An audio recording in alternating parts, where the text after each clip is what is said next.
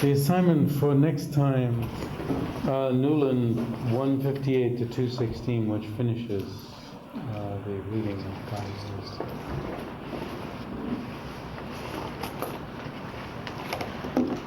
And then I want to turn to Cosort's thesis, another of those UVA mammoth theses. And the main thesis that the Geluk or Prasāṅgika has put forward is that asserting an absence of inherent existence is a panacea for all philosophical problems. All philosophical knots untied, and you know what to assert with respect to many thorny issues of Indian Buddhism.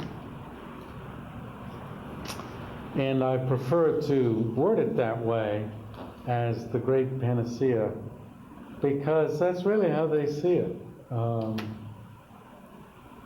Even if they don't quite believe, I don't think the individual scholars quite believe all of the individual ramifications. But what Tsong-kha-pa puts this forward as 8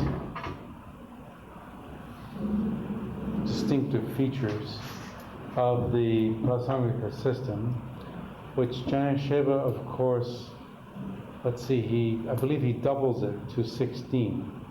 Yeah, he's got to. It's like 16 problems solved because of not asserting inherent existence.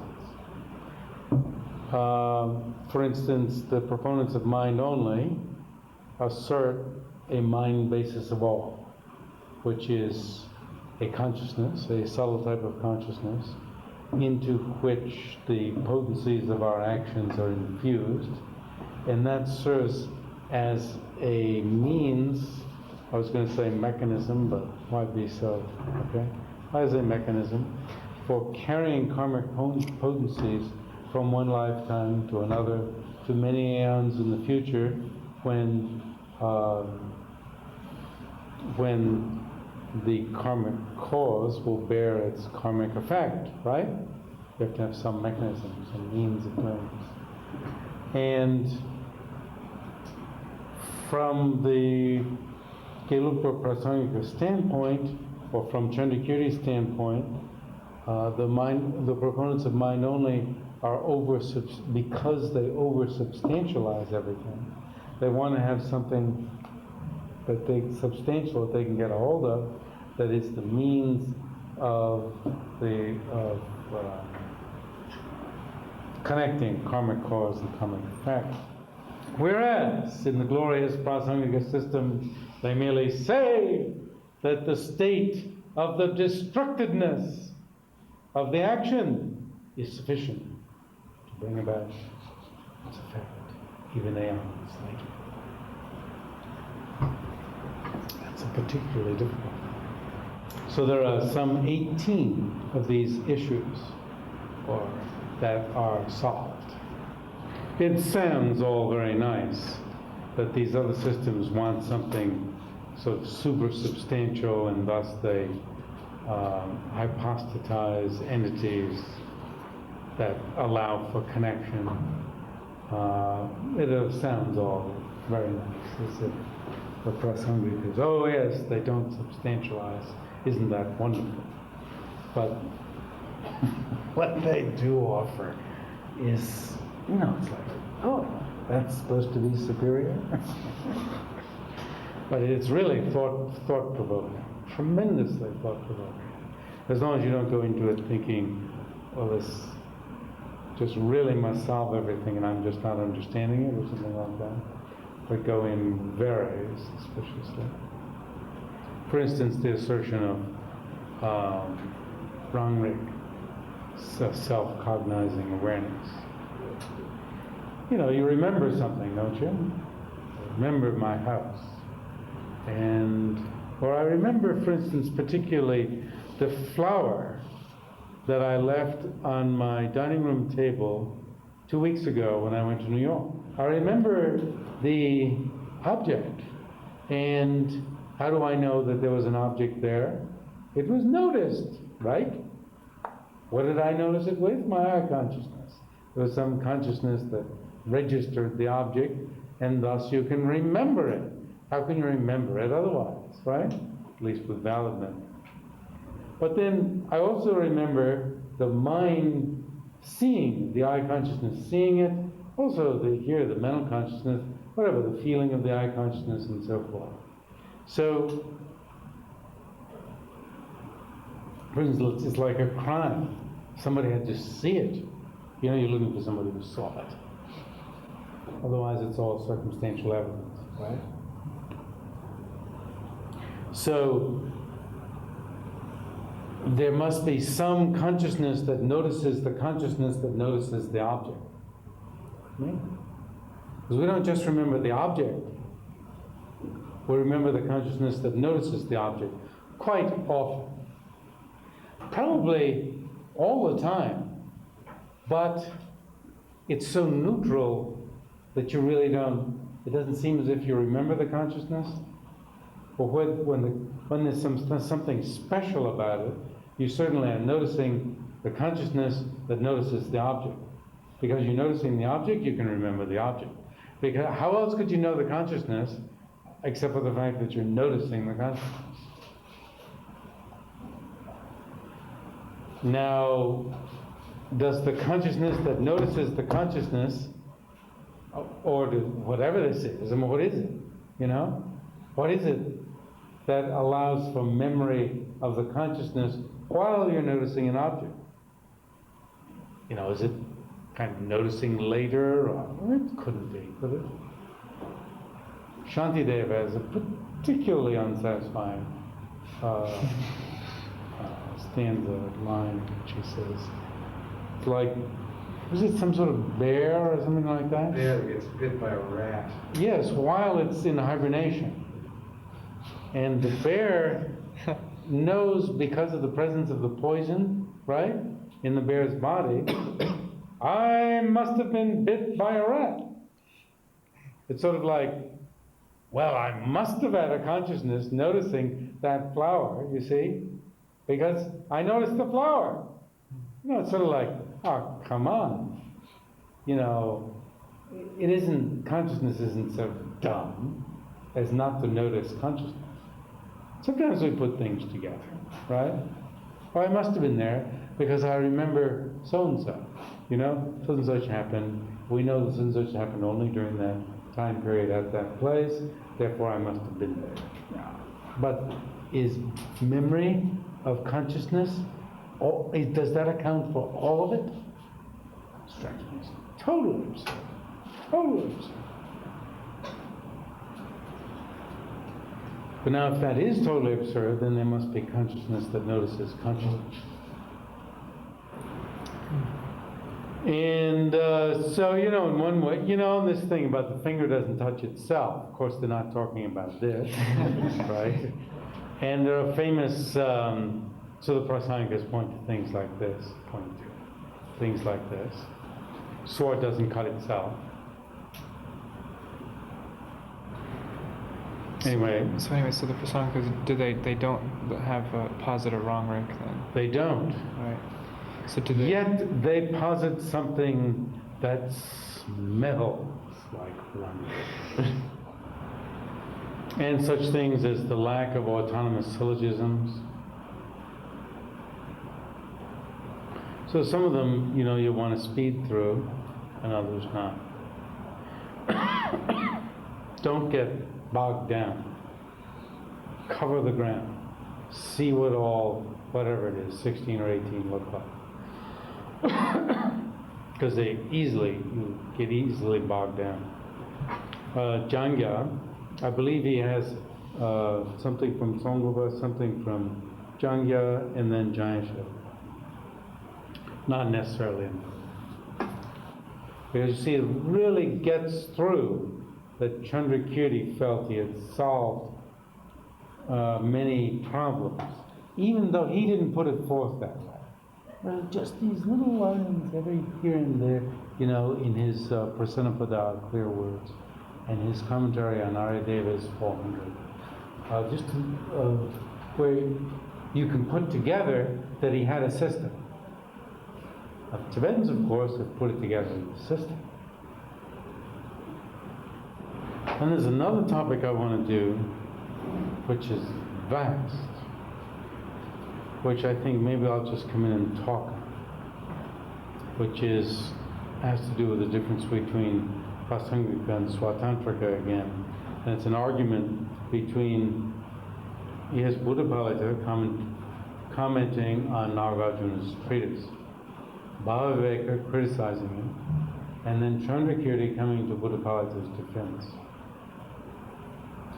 Very complicated, especially when you get Geluk scholars reading in, certain agenda into the topic. But helpful to have heard something about it. Otherwise, you might think, oh, Prasāṅgikas use prasangas and the others don't, or something really gross. So, Prasāṅgikas use prasangas and prayogas, jorva or syllogisms. It's true enough. And the other schools also use prasangas and jorvas, prayogas. Consequences and syllogisms. So what's the difference? They tend to leave it. It's good. They tend to leave it in that form. They say that sharp people can figure out what you're getting at without having to turn it into the form of a syllogism. It really strikes me as odd that all the other schools would hold the view that you have to turn things into consequence. Consequence or syllogism? What? They have to turn it into consequence or syllogism? Syllogism. Sorry. For instance, somebody says all Republicans are jerks. And so who would you cite as the counterexample? Lincoln. What? The counterexample, Lincoln, yeah. Lincoln, yes. And you say, then Abraham Lincoln was a jerk?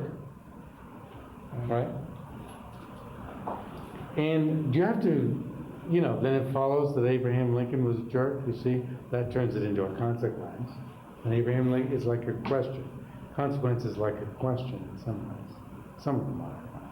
Then Abraham Lincoln was a jerk.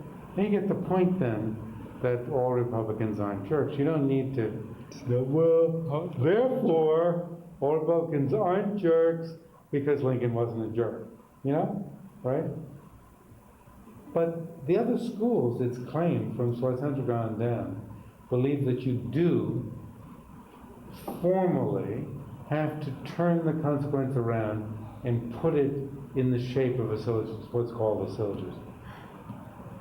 It's really didn't Dan Perdue call them enthymemes?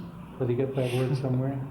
Because you see, it's not in the whatever is this, so-and-so is this, therefore form. It's the subject this, is that, because of being. But still, that's it in a hidden way indicates the syllogism. So we still call it syllogism. But it's odd that they were, stuck on this formalistic point, because they weren't dumb,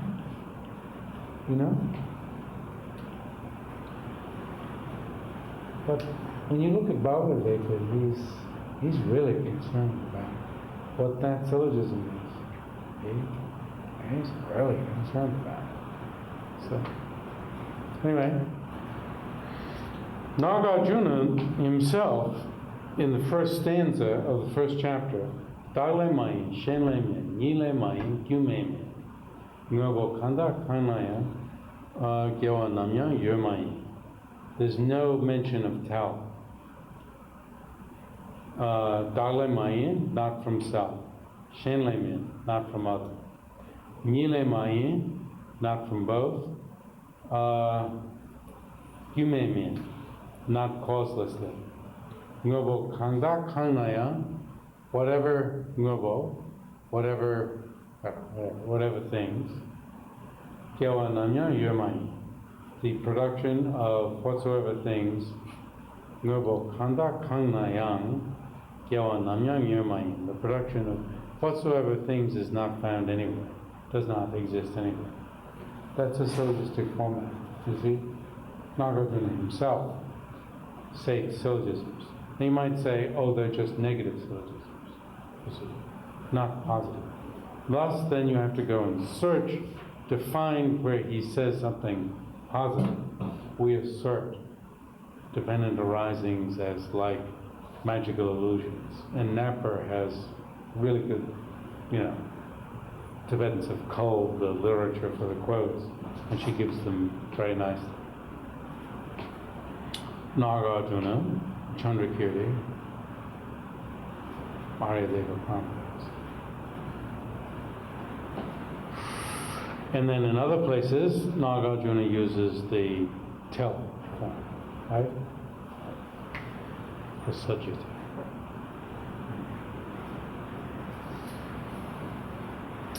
Okay, now, so last time we were talking about production from self. So, production from self. So what are the faults if things are produced from themselves or from causes that are the same entities as the effects? You have to keep producing itself in the same way continuously? Yes, endlessly. Because if there was a need for it to produce once, it could be produced, reduplicate itself once, then that would go on forever. That's how we feel. That's indication that we already assert a kind of production from self. Like when you're riding high and you're able to reproduce your energy from moment to moment to moment, it goes along, and then suddenly you're tired and you can't do it anymore. And so for that period of time, you think it's daklegyo, dakye, production from self. Because it is of similar type. Not noticing that what it is similar type, rather than exactly the same thing. If it were exactly the same thing, then it would always have the power to go on that long, right? And so does this mean that, well, this doesn't preclude achieving a state of meditative stabilization that is rangyatuba, able to sustain itself. It doesn't preclude. There are states that are able to sustain themselves forever. They can set themselves up forever.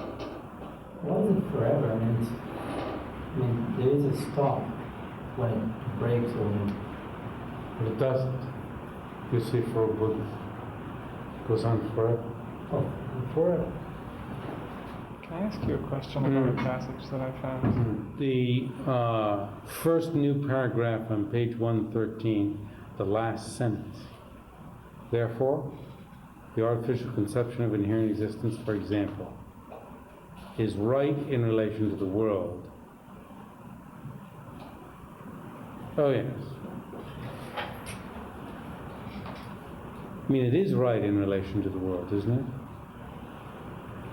Once the world means a conventional... Okay, so it could be like wrong views or something, right? Is what it would make sense to A wrong people in view. general. A wrong view about inherent existence is right in relation to the world.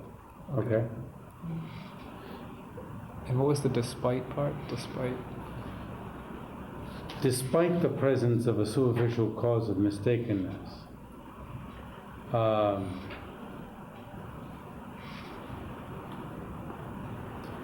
the superficial cause of mistakenness is what gives rise to an artificial conception of inherent existence. Okay? It's a deep cause of error that brings about the innate mistake that things inherently exist. Superficial cause of mistakenness allows there to be an artificial conception of inherent existence. So despite the fact that this is just a superficial cause, the world can't figure out that it's wrong. A consciousness that is not a conventional consciousness that is not directed toward emptiness can't figure out that this is wrong. So not everything that is wrong due to the presence of a superficial cause of error can be understood to be wrong by a worldly consciousness. On the other hand, the innate conception of a person as self-sufficient is wrong in relation to the world. Innate. Even though it's innate, the world can understand that it's wrong because it's a coarse misconception of self. Coarse. The innate conception of the person as self-sufficient is coarse. It is. Why is it coarse? Because the subtle one is the innate conception of the person as inherently existent. Okay, and this is the conception of the person as self-sufficient. that Okay. may have been, I was missing that. So, because it's innate, there's no superficial Okay. cause of error, but still the world can figure it out. So it's not that everything that's Right, due to a superficial cause of mistake can be understood by the world, right? Yeah. Even I am getting lost toward the end of that sentence. But there's also the world, even though, the self-sufficiency also, it means independence, right? Yes, independence of the aggregates. Right, and worldly people can figure out that we're, for the most part, You that there don't is- need the reasoning that establishes the emptiness of inherent existence to figure out that the person doesn't exist this way. Yeah. It does take a complicated reasoning. It's not just anybody on the street who can figure it out. Okay? Okay. So now, what about production from other? If things were produced from causes that are inherently other than those of facts, what problem is there? Causes are inherently existent. That's something else to be inherently existent. Okay, so you can get at that. But then what would be the absurd consequences? If you plant, If things... planted an apple tree, you'd get oranges. Something that is inherently existing as one thing that would become something else. couldn't change, okay? Which may be why we conceive of our friends as not changing, especially our enemies, right? Our enemies will always be how they are. Isn't it? Because they're just that way. That's how they are.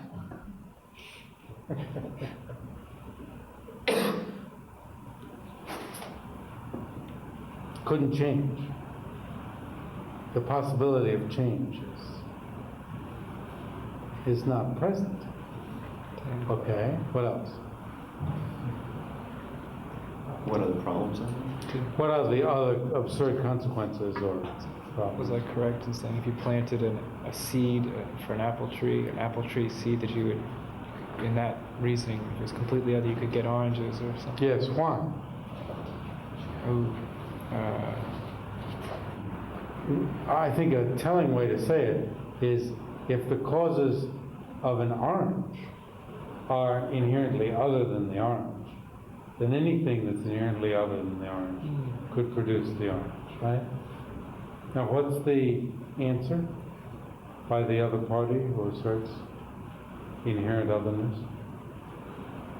It's a special sort of other.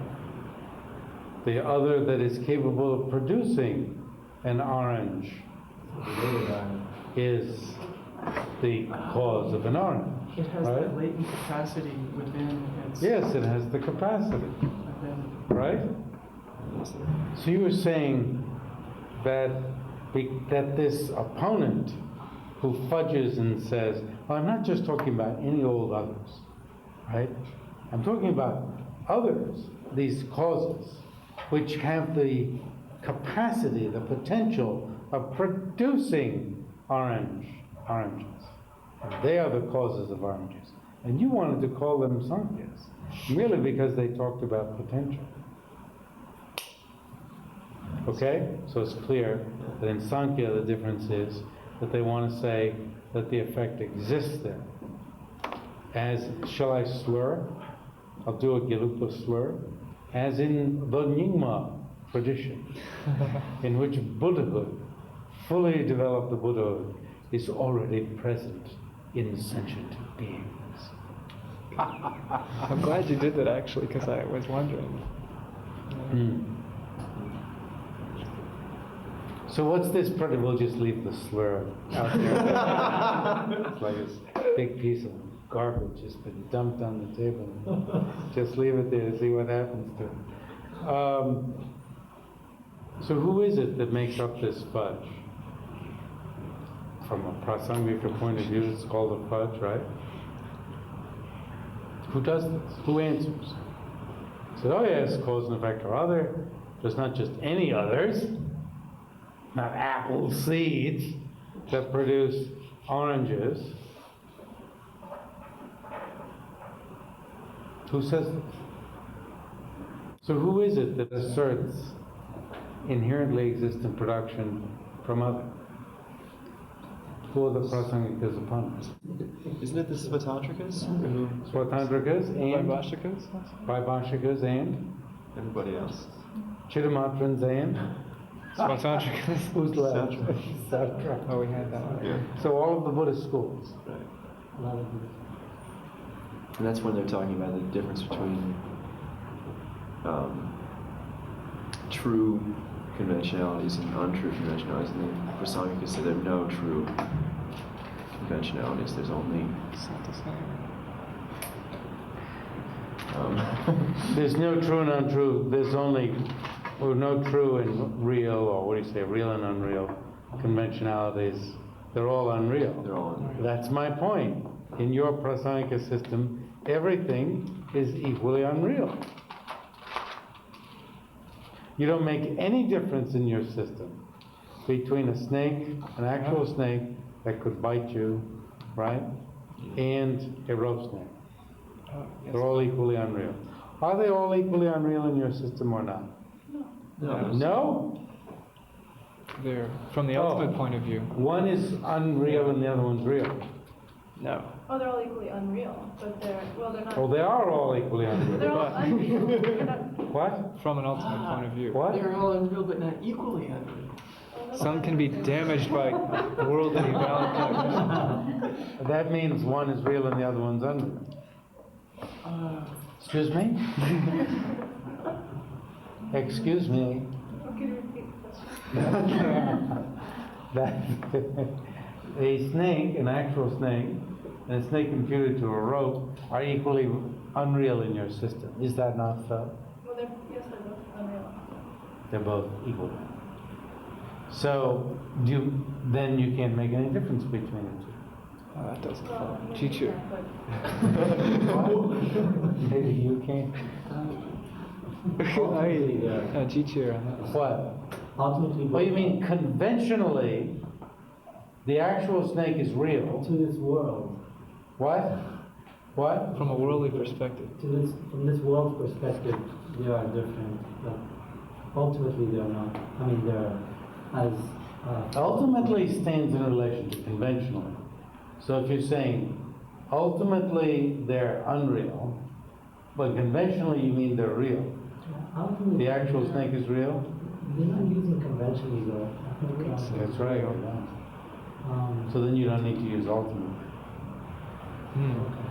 well, they are even conventionally they are they're unreal. They're false. Right. But then Within that understanding, they'll there's- talk about the worldly perspective, though. Right? Mhm. then they use real and unreal instead of true and false. So,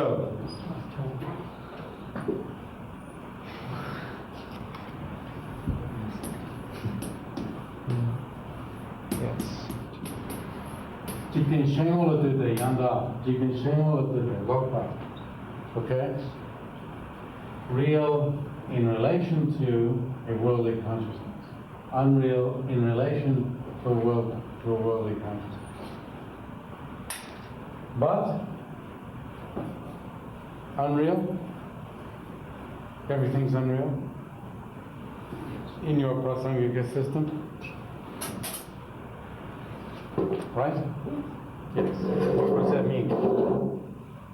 Everything's unable to perform a function? Means it doesn't, nothing exists inherently. Nothing exists inherently.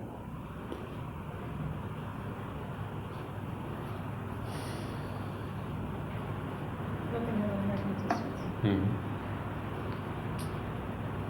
So why call them unreal?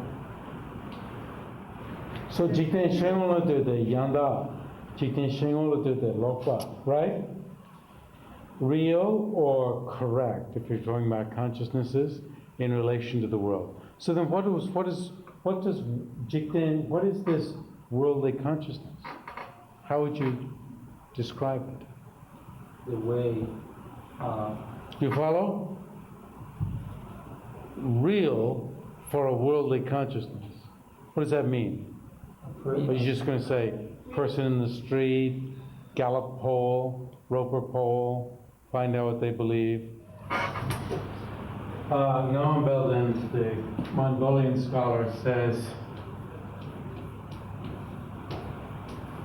I think he's got a good way of describing it. Donye la, Lokama Chope, Anye Betsema.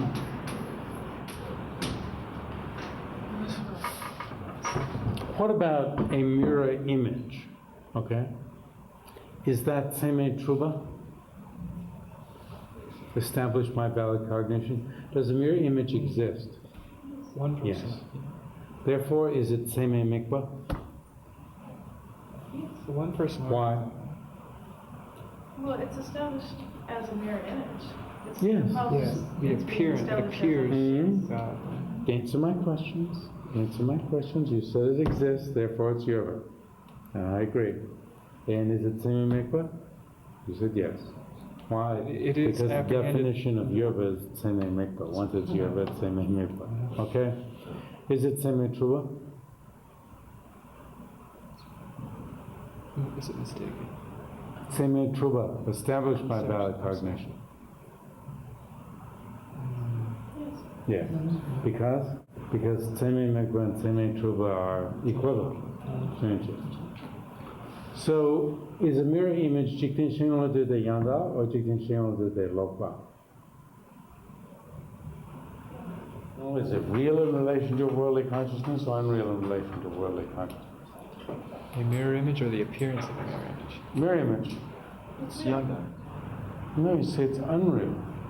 So you have to preserve worldly vocabulary. Mirror image is unreal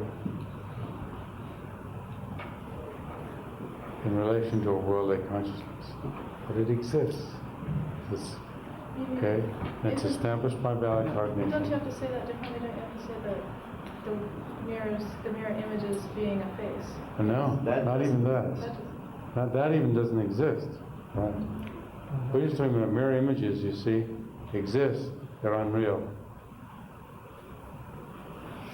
So the fact that you can't say that everything that is seme truba is jikten shengola de yanda is real in relation to worldly consciousness. Because there are some things that exist that are unreal in relation to worldly consciousness. A magician's illusion, does it exist? Yeah, it does. And there are magician's illusions, right? Yep. Are they jikten shengola de yanda or jikten shengola de lokpa? Lokpa. Hmm. So then a consciousness, what about a mirage?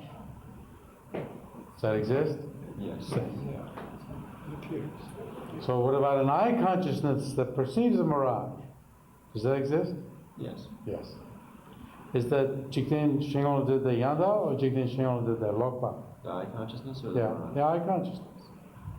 The eye consciousness is yanda. But the mirror image is lokpa? Yeah. In Prasāṅgika, both are lokpa. Jikten shengola de lokpa. Interesting. Why? Look how But you see, you're still thinking that anything that exists, that seme truba, must be jikten shengola de yanda, aside from emptiness and all those things. But even the eye consciousness? Even the eye consciousness. Why? Because its object is Yes. false. Yes, so the consciousness is false too. What about inherent existence? Is that Jigten Shengon to the Yanda or Jigten Shengon to the Loka? Yanda. Inherent existence. Yanda, right? Right. I think so. Jigten Shengon? Oh, no. Inherent existence. No. No? Definitive. No? It doesn't exist. You know, I released him from this thing of being, and now he's revolted. Thumbs down. Inherent existence doesn't exist. Therefore, everything that is Jigten Shengon to the Yanda is necessarily existent. Yes. I'm kind of forgetting on this myself. I don't think it has Wait a to minute, though, exist. Sure. inherent existence doesn't Because exist? inherent existence, why don't you get trouble choosing? Jigten Shengon to the Yanda doesn't mean Donyila Loka Machobe Tanyabe Seme Truba established by it.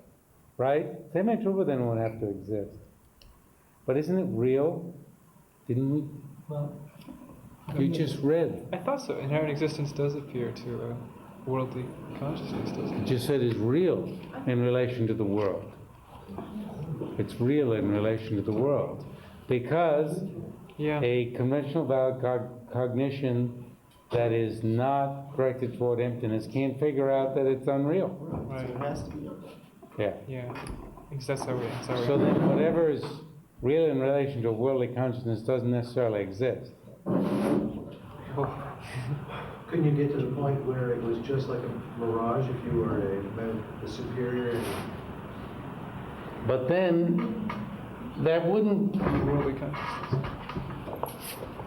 That's why this categorization is, isn't it?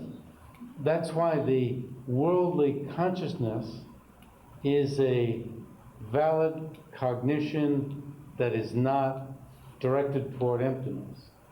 Whereas what you're talking about is one, and you had it very nicely, I mean, you weren't translating it so literally, not influenced by, which is a very nice way of putting it.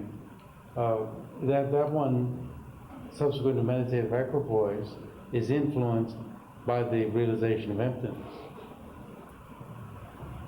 So,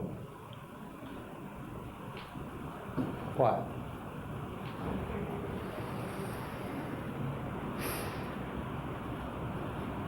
So it's a Donyila Loka Choka. So then maybe this is his fourth possibility.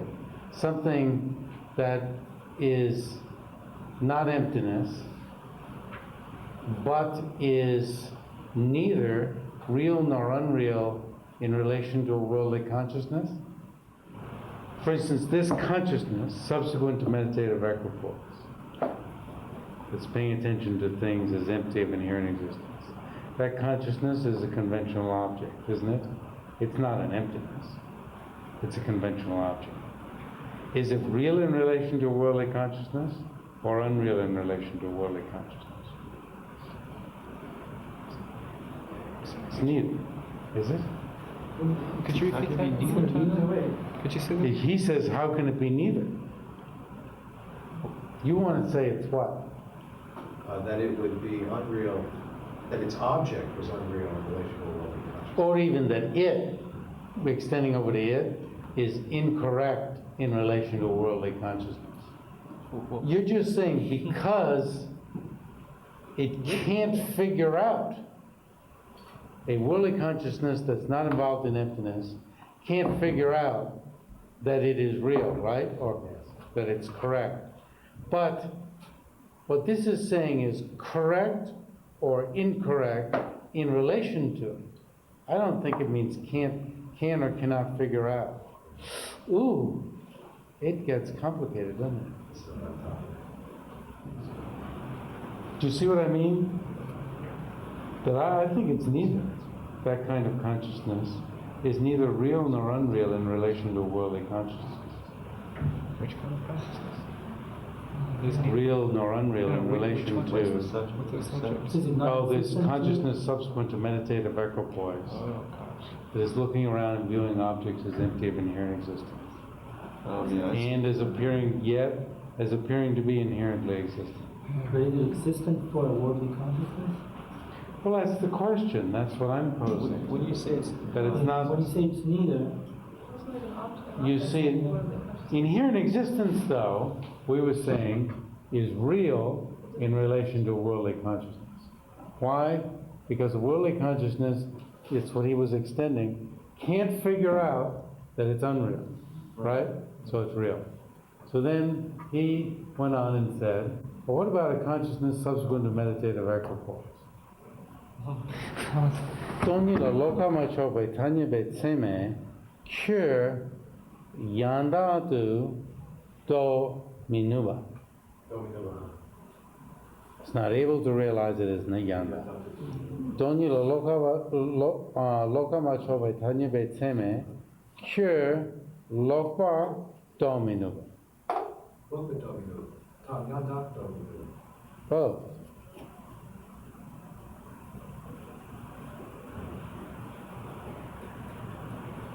Maybe. The worldly consciousness that is not directed toward emptiness cannot realize such a consciousness subsequent to meditative equipoise to be correct nor incorrect. So then he was right. When out of the blue, he said, so we go through later these tapes, you feel the abusive vocabulary Jeffrey Hopkins would use in his seminar. Out of the blue, out of how much of it is directed at Paul. yes, right, 95%. And he's somebody never seen on the screen. So then that ends up to be the future listeners. He said they were mushi. So that means there's something that's both. Yanda and Lokpa. Jigden Shionla did the Yanda, and Jigden Shionla did the Lokpa. Okay, Mr. Blue Man. What's Publ? Yeah, sure. Something that is Jigden Shionla did the Yanda would be this pen, right? Jigden Shionla did the Lokpa, mirror image. Something that is neither, at least today we're positing, a consciousness subsequent to meditative equipoise. Because a consciousness that is not right, directs toward emptiness, can't realize it to be correct or incorrect. Right? So next time we get on to omniscience, the omniscient consciousness.